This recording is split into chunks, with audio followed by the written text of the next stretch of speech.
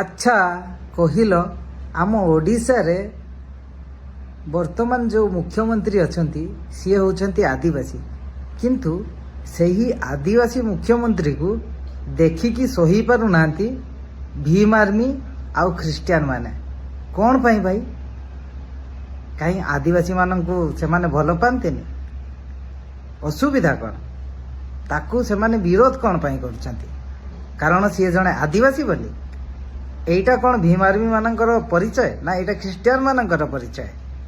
ଚିନ୍ତା କରନ୍ତୁ। ଓହୋ, ମୁଁ ଭୁଲି ଯାଇଥିଲି। ହଁ, ସେମାନଙ୍କୁ ତ ଦରକାର ପଠାଣବାଲା ନେତୃତ୍ୱ। ଓ ସରି ଭୁଲି ଯାଇଥିଲି ଭାଇ। ଜୟ ଜଗନ୍ନାଥ। ସମସ୍ତଙ୍କୁ ପ୍ରେଜ୍ ଲର୍ଡ। ଓଡ଼ିଶାର ଆଦିବାସୀ ମୁଖ୍ୟମନ୍ତ୍ରୀଙ୍କୁ ଦେଖି ଖ୍ରୀଷ୍ଟିଆନ ମାନେ ସହି ପାରୁନାହାନ୍ତି। କ'ଣ ବାସ୍ତବରେ ଏହି କଥା ସତ୍ୟ କି?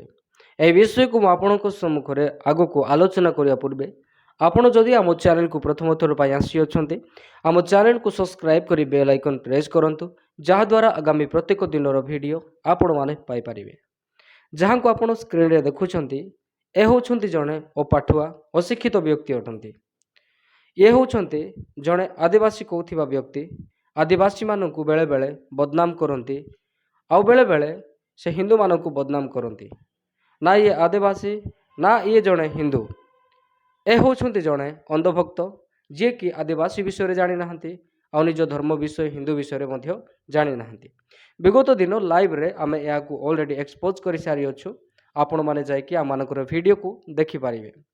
ହେଲେ ବାସ୍ତବରେ କ'ଣ ଆମ ଓଡ଼ିଶାର ଆଦିବାସୀ ମୁଖ୍ୟମନ୍ତ୍ରୀଙ୍କୁ ଦେଖି ଖ୍ରୀଷ୍ଟିଆନ ମାନେ ସହି ପାରୁନାହାନ୍ତି କି?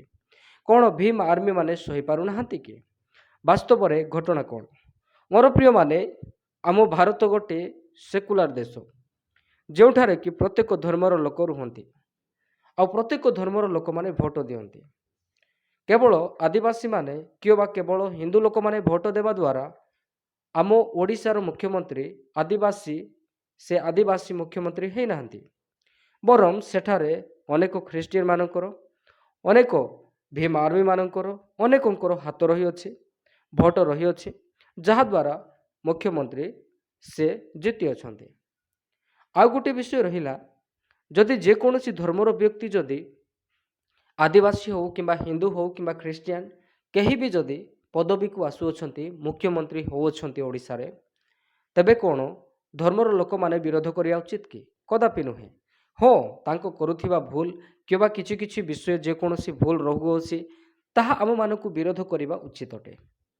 କିନ୍ତୁ ଗୋଟିଏ ଟୋଟାଲି କମ୍ୟୁନିଟି ଖ୍ରୀଷ୍ଟିଆନ ମାନେ ଆଦିବାସୀ ମୁଖ୍ୟମନ୍ତ୍ରୀଙ୍କୁ ବିରୋଧ କରିବା ଠିକ୍ ନୁହେଁ, କିମ୍ବା ଆମ ଖ୍ରୀଷ୍ଟିଆନ ମାନେ ସେ ମୁଖ୍ୟମନ୍ତ୍ରୀଙ୍କୁ ବିରୋଧ କରୁନାହାନ୍ତି। ତାଙ୍କର କିଛି କିଛି ବିଷୟ ରହିଅଛି, ତାହାକୁ ତ ସମସ୍ତେ ବିରୋଧ କରୁଛନ୍ତି, ସମସ୍ତ ଧର୍ମର ଲୋକ ବିରୋଧ କରୁଛନ୍ତି। ଆଉ ଏହି ବିଷୟକୁ ଏହି ବ୍ୟକ୍ତି ଜଣକୁ କହୁଅଛନ୍ତି ଯେ ଓଡ଼ିଶାରେ ଆଦିବାସୀ ମୁଖ୍ୟମନ୍ତ୍ରୀ ହେବାରୁ ଖ୍ରୀଷ୍ଟିଆନ ମାନେ ସହି ପାରୁନାହାନ୍ତି। ଖ୍ରୀଷ୍ଟିଆନ ମାନେ ଏହି ପ୍ରକାର ଲୋକମାନେ, ଯେଉଁମାନେ ତାଙ୍କୁ ଅତ୍ୟାଚାର ମଧ୍ୟ କରୁଛନ୍ତି, ତାଡ଼ନା କରୁଛନ୍ତି, ତଥାପି ସେମାନେ ସହି ପାରୁଛନ୍ତି। ତେବେ ଆମ ଓଡ଼ିଶାର ମୁଖ୍ୟମନ୍ତ୍ରୀ ତ ଖ୍ରୀଷ୍ଟିଆନ ମାନଙ୍କ ବିରୁଦ୍ଧରେ କୌଣସି ଷଡ଼ଯନ୍ତ୍ର ଏପର୍ଯ୍ୟନ୍ତ ଖୁଲେ ଆମ୍ କରିନାହାନ୍ତି। ତେବେ ଆମେ କାହିଁକି ମୁଖ୍ୟମନ୍ତ୍ରୀଙ୍କୁ ଦେଖି ସହିପାରିବୁ ନାହିଁ? ବରଂ ଆମେମାନେ ସର୍ବଦା ମୁଖ୍ୟମନ୍ତ୍ରୀଙ୍କ ପାଇଁ ପ୍ରାର୍ଥନା କରୁଅଛୁ, ଆମ ଓଡ଼ିଶାରେ ଯେ ପ୍ରକାର ସେ ସୁରୁଖୁରୁ ଭାବରେ ପରିଚାଳନା କରିବେ, ସମସ୍ତେ ଯେ ପ୍ରକାର ଭାଇଚାରାରେ ରହିବେ, ଏହା ଖ୍ରୀଷ୍ଟିଆନ ମାନଙ୍କର ପ୍ରାର୍ଥନା। ନା କି ଯେ ପ୍ରକାର ଏହି ବ୍ୟକ୍ତି ଜଣକ ଗଣମାଧ୍ୟମରେ ମିଥ୍ୟା ଖ୍ରୀଷ୍ଟିଆନ ମାନଙ୍କ ବିରୁଦ୍ଧରେ ଅପପ୍ରଚାର କରୁଅଛନ୍ତି, ଆଉ କହୁଅଛନ୍ତି ଯେ ଓଡ଼ିଶାର ଖ୍ରୀଷ୍ଟିଆନ ମାନେ ଓଡ଼ିଶାର ଆଦିବାସୀ ମୁଖ୍ୟମନ୍ତ୍ରୀଙ୍କୁ ଦେଖି ସହି ପାରୁନାହାନ୍ତି।